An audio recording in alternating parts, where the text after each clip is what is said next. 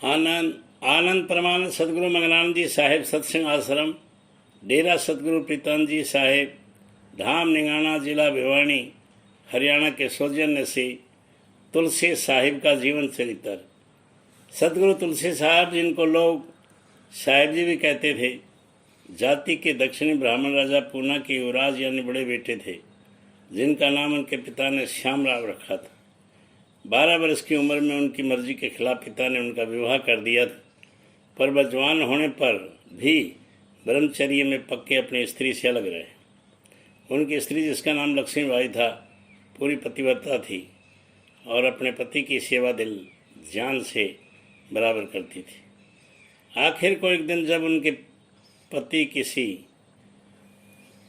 बाहरों सेवा पर बड़े प्रश्न हुए और उनसे वर मांगने को कहा, तो उन्होंने अपनी सास का सिखाया के अनुसार यह वर मांगा कि मुझे एक पुत्र हो। साहब जी ने कहा बहुत अच्छा, और 10 महीने पीछे बेटा हुआ। साहब जी के पिता भी बड़े भगत थे और जब उनकी इच्छा हुई कि उनको राजतिल गद्दी देकर आप एकांत में रहकर मालिक की बंदगी करें, परंतु उनको 1000 समझाया, वह किसी तरह राजी न हुए। अपने पिता के बैराग और मुक्ति की ऐसी चर्चा की कि उनको जवाब न आया। फिर भी वह इनकी गद्दी पर बैठने की तैयारी करते रहे। जब गद्दी पर बैठने का एक दिन बाकी रहा तो साहिब जी अपने पिताजी से मिलने बाग को थोड़े से सवारों के साथ जो उनकी निगरानी के लिए तैनात थे गए, और वहाँ से आगे हवा खाने के बहाने एक तेज तुर्की घोड़े पर सवार होकर निकल गए। जब शहर पनाह के पास पहुँचे तो मौत से ऐसी आंधी उठाई कि घोर अंधकार छा गया, जिसकी ओट में वह घोड़ा भगाकर अपने साथियों से अलग हो गए। राजा ने ये खबर सुनकर उनकी खोज के लिए चारों ओर देश विदेश आदमी व सवार दौड़ाए, पर जब कहीं पता न लगा तो अति उदास व निराश होकर राज को त्याग किया और अपने छोटे कुंवर बाजीराव को गद्दी पर बिठाया। तुलसी साहब कितने ही बरस तक जंगलों, पहाड़ों, दूर दूर शहरों में घूमे और हजारों आदमियों को उपदेश देकर सतमार्ग पर लगाया, और कई वर्ष पीछे जिला अलीगढ़ के हाथरस शहर में आकर पक्के तौर पर ठहरे, वहाँ अपना सत्संग जारी किया। घर से निकलने के 42 वर्ष पीछे वह अपने छोटे भाई राजा बाजीराव से बिठूर जिला कानपुर में मिले थे, जहाँ के बाजीराव गद्दी से उतारे जाने पर संवत 1876 में भेज दिए गए थे। उनका हाल सूरत विलास ग्रंथ में इस तरह लिखा है कि साहिब जी गंगा के तट पर रम रहे थे कि एक शूद्र और ब्राह्मण को झगड़ा होते देखा। ब्राह्मण गंगा जी के तट पर संध्या करता था और शूद्र नहा रहा था। शूद्र की देह से जल का छींटा ब्राह्मण पर पड़ा तो उससे क्रोध भराया और उठकर शूद्र को गाली देने लगा और मारने लगा। साहब जी के पूछने सब हाल कहा और बोला कि शूद्र ने जल की छींट उसके बदन से उड़ाकर मुझे अपवित्र कर दिया, और अब मेरे पास दूसरी धोती भी नहीं कि मैं नहाकर पहनूं और पूजा खत्म करूं। साहब जी ने समझाया कि तुम्हारे ही शास्त्र के अनुसार गंगा और शूद्र दोनों एक ही पद से यानी विष्णु के चरण से निकले हैं, फिर क्यों एक को पवित्र और दूसरे को अपवित्र मानते हो। ये सुनकर ब्राह्मण लज्जित हुआ। घाट पर जो लोग जमा थे उनमें से राजा बाजीराव के एक पंडित ने साहब जी को पहचान लिया, क्योंकि उनका अति सुंदर और मौनी रूप जिस किसी ने एक बार भी दर्शन किया उसकी आंखों में समा जाता था। उसने तुरंत राजा को खबर भेजी कि आपके भाई आए हैं। राजा नंगे पांव दौड़े और साहब जी के चरणों पर विलाप करते हुए गिरे और बड़े आदर भाव से सुखपाल पर बैठाकर घर ले आए और चाहा कि उनको वहीं रखें, पर वह एक दिन वहाँ से चुपचाप चलते हुए। सूरत विलास में तुलसी साहब के दोसाटन समय के कितने ही चमत्कार लिखे हैं, जैसे रोगियों को आरोग्य कर देना, मुर्दों को जिला देना, अंधों को आँख, निर्धन को धन और बांझ को संतान देना इत्यादि, जिनके विस्तार में आवश्यकता नहीं है। ऐसी कथाएं महात्माओं की महिमा बढ़ाने के लिए लोग अक्सर गढ़ लेते हैं। संत यद्यपि सर्व समर्थ हैं, पर वे कभी सिद्धि शक्ति नहीं दिखलाते और अपनी ऊंची गति को गुप्त रखते हैं। हमारे मन में तो सब कथाओं में ये हाल जो प्रसिद्ध है अधिक बैठता है कि एक साहूकार ने आपका बड़ा सत्कार किया और भोग लगाते समय वरदान मांगा कि मुझे दया से एक पुत्र बख्शा जाए। तुलसी साहब ने अपना सोटा उठाया और ये कहकर चलते हुए ये लड़का उनकी सरगुण से मांग। संतों की दया तो यह है कि अगर उनके दास के औलाद मौजूद भी है तो उठा ले और अपने दास को निर्बंध कर दे। तुलसी साहब के उत्पन्न होने का संवत सूरत विलास में नहीं दिया गया, पर यह लिखा है कि उन्होंने अनुमान 80 वर्ष की अवस्था में जेठ सुदी दूज विक्रमी संवत 1899-19 में छोड़ा।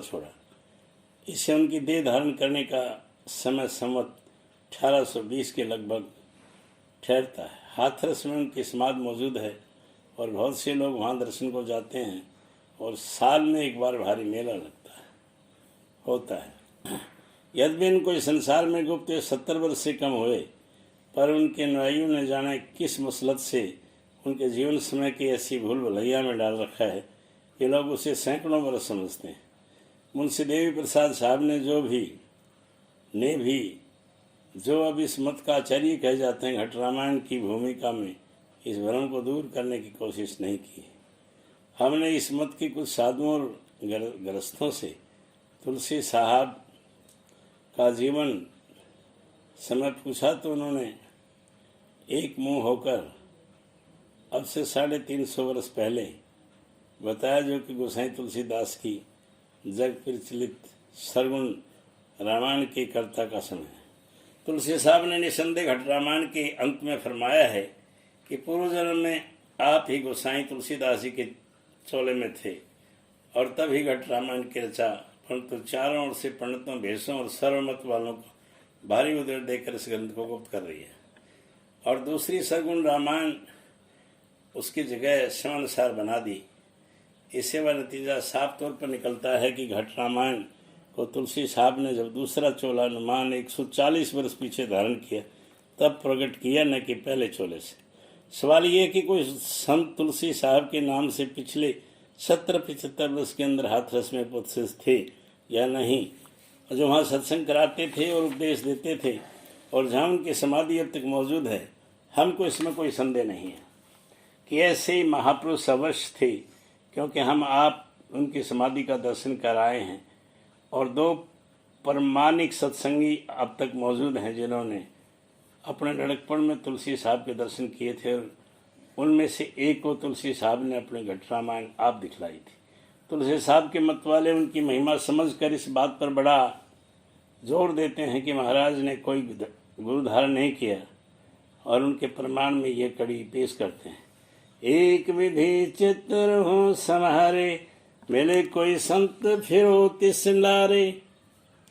ये कड़ी तुलसी साहब के पूर्व जन्म चरित्र में पहली चौपाई की 20वीं कड़ी है और उसी के 2 पन्ने आगे वर्णन वेद संत मत में पहला सोठा लोगों के इस वर्ष का खंडन करता है।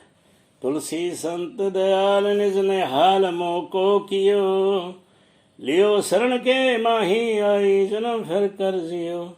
इसमें संदेह नहीं कि तुलसी साहब स्वयं संत थे जिनको गुरु धारण करने की जरूरत न थी।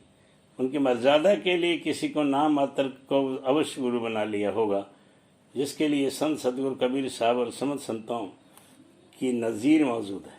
तुलसी साहब अक्सर हाथरस के बाहर एक कंबल ओढ़े और हाथ में डंडा लिए दूर दूर शहरों में चले जाया करते थे। जोगिया नाम के गांव में जो हाथरस में से 1 मील पर है, अपना सत्संग जारी किया और बहुतों को सतमार्ग में लगाया। इनकी हालत अक्सर गहरी खिंचाव की रहा करती थी और ऐसे आवेश की दशा में धारा की तरह ऊंचे घाट की वाणी उनके मुख से निकलती।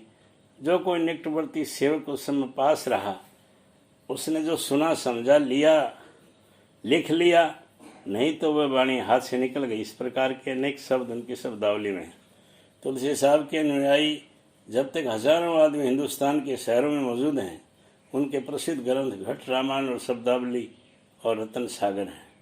तुलसी साहब ने अपनी वाणी में बहुत जगह वेद, कतेब, कुरान, पुराण, राम, रहीम और प्रचलित मतों का खोलकर खंडन किया जिससे लोग उन्हें निंदक और द्रोही समझते हैं, पर वह उनकी अनसमझता की बात। तुलसी साहब के पदों के अर्थ पर ध्यान देने से स्पष्ट जान पड़ता है कि उन्होंने किसी मत को झूठा नहीं ठहराया, वरना जहाँ तक जिसकी गति है उसको साफ तौर पर बतला दिया है। उनका अभिप्राय केवल ये है कि ईष्ट सबसे ऊंचे और समस्त पिंड ब्रह्मांड के धनियों के धनी का बांधना चाहिए और उसी की सेवा और भक्ति करनी चाहिए। निर्मल चैतन्य देश के नीचे के लोगों के धनियों की भक्ति करने से परिश्रम तो उतना ही है पड़ेगा और लाभ पूरा न उठेगा, अर्थात भगत का काम अधूरा रह जाएगा और वह आवागमन से न छूटेगा। देर सवेर जन्म मरण का चक्कर लगा रहेगा, क्योंकि ये लोग माया के घेरे में हैं, चाहे वे कितने ही सूक्ष्म माया हो। आनंद आनंद।